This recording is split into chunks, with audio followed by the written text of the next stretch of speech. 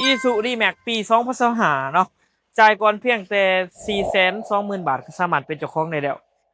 เป็นโฉมหน้าใหม่เนาะจักร2.2สีขาวหมวกงามๆเกียร์ตัว Z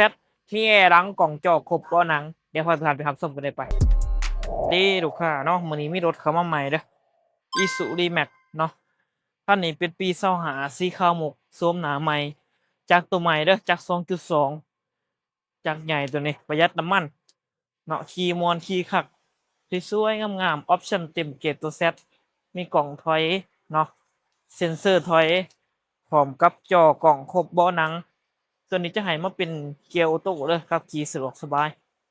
สวยๆงามๆเนาะใส่กันเด็บกันสาดขอบหูขอบตาราคาคันนี้ถูกอยู่ล้านกับ50,000 บาทเด้อจ่ายก่อน420,000 บาทจะสามารถเป็นเจ้าของได้แล้วเดี๋ยวพาทุกท่านไปเบิ่งชมรถข้างในได้ไปมาเบิ่งข้างในเนาะข้างในก็งามเป็นโทนสีดำเนาะ ปุ่มคอนโทรลในพวงมาลัยเนาะหน้าปกหน้าปัดงามรถเด่นน้อยๆเนาะเกียร์ออโต้6สปีดเด้อกล่องจอโคกคันนี้ให้ดอกไข่ดานงามสวยๆได้ไปบ่แม่นให้ตีเลยคันนั้นงามมีแอร์หลังเนาะเย็นสะดวกสบายทางในหลังนี่เนาะคักนี่ก็ทางในสวยๆปุ่มกดคอนโทร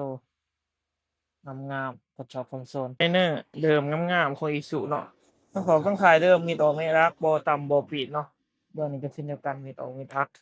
จัก2.2อย่างสะกกสะกัวกระดิกกระแจเพื่อมีให้ครบเนาะสองต้นโซนงามๆอันนี้สวยๆเลยปูพื้นวีของ VP พร้อมเด้อรถเดิมบ่ต่ำบ่ปีนเด้อคันนี้หัวน็อตในสภาพเดิมโลโก้ทุกอย่างเนาะมิดออกมิดอัพอีกเดิมบ่ต่ำบ่ปีนมิดอัพเดินงามตัวนี้เป็นจักรตัวใหม่เนาะจักร2.2หัวน็อตบ่ทันแกะทันหมางทันออกทันหนาแก้มทั้งข้างข้างหน้าเดิมๆทุกอย่างเบิดบ่ต่ำบ่ปีน ประกันให้ด้วยจักนิ่มๆแน่นๆเนาะรถทุกคันที่รีวิวเดิมๆจะฝากไปเติมรถทุกคันเด้อกับ Isuzu D-Max ปี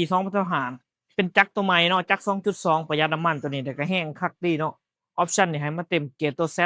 เป็นเบาะหนังเนาะแอร์หลังเด้อทุกคันเด้อกล่องจอครบคันนี้เอกสารครบเลยใครมากระทักว่าไหลเก่า733ตัว6เก็ตเก่าใน2 g เนาะคาร์ดเราเนาะราคาคันนี้ถืออยู่ล้านกับ50,000 บาทเดี๋ยวมาเบิ่งตัวจริงกับโอร่มกันได้ต่อรองกันได้จ่ายก่อน420,000 บาทจะสามารถเป็นเจ้าของได้แล้วครับจะอิงโจนัสเตอร์ซอนใน2เกมนะครับเราขอขอบใจทางในเจอกัน